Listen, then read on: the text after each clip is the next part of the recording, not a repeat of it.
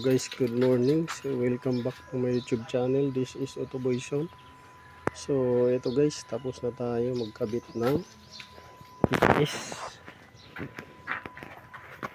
Ayan. Doon, no.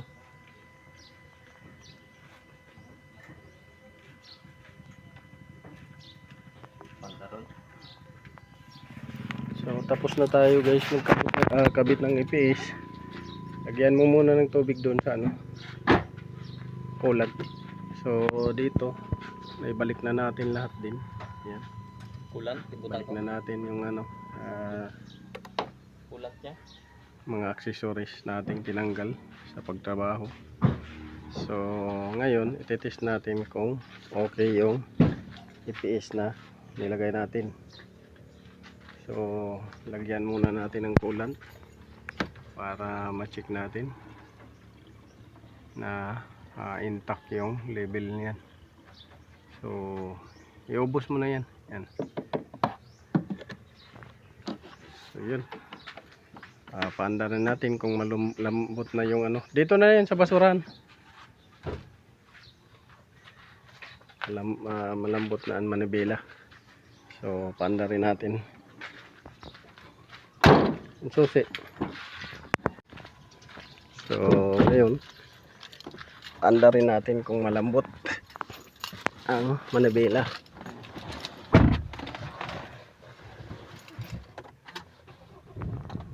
So yan, liko. So malambot na siya.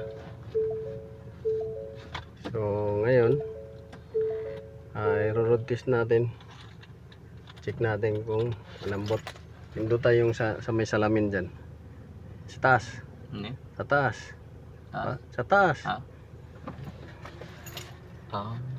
So yun, ngayon road test natin. Baba mo. Okay. Hindi siya nadalapit yun. Yamay ko nito. Tingnan mo. Okay. Amang kau. Atrasan na eh. So yan. Ano natin? Drive. Adto. Tanong kung ka-drive. Okay. Mahigpit na yung 21, no? Ha? Natago naman pagbilik ba na niyo mo? Gamitan ko naman. Adto kuan? Yung 21 lagi na dako. So yan. Check natin kung malambot na. So road test natin muna. Dito direta sa may pasiunsuyatan para ma-test na to. Tingnan natin kung malambot na yung manabela. So ayan, malambot na nga.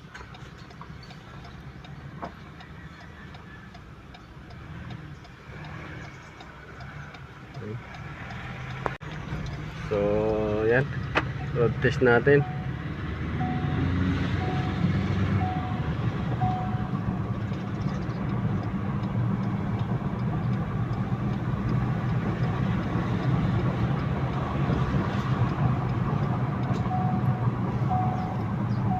Check brake, kung may brake ba, lakas. Mayroon pang mga umiilaw yan guys, dahil hindi pa natin na-delete yan. I-delete pa natin. Sine-check lang natin ngayon kung gumagana yung motor. So mga storage DTC yan na nakailaw. So i-delete natin yan mamaya. Tapos road test ulit. So okay na, yung malambot na yung manabela. So ayan guys, na road test na natin. So malambot pa rin yung manabela. So goods yung ginawa natin. So ang kulang na lang nito guys ay wheel alignment, dahil medyo tabingin ng konti yung manibela. So wheel alignment natin to, manual wheel alignment, kasi katabi nga yung manabela. Saka natin de-delete yung mga ano naka-indicate doon. So ganun lang guys. Thank you for watching. This is Autoboy Zone. Please like, subscribe, share na rin. Hello guys, nandito tayo guys sa Wingban 6HK1. So maandar siya, maya maya ayaw na naman magredondo. Andar, mamaya maya ayaw na naman. So dito tayo sa starter. So ito na nga guys, so positive yung duda natin. Ayan na, loose contact na ang starter dito. Loose contact. Pinasok pa ng kalawang, tsaka yung mga ano niya, stock up na yung mga carbon brush. Pinasok ng tubig, nag short.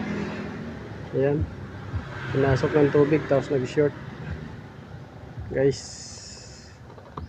Yan yung problema niya.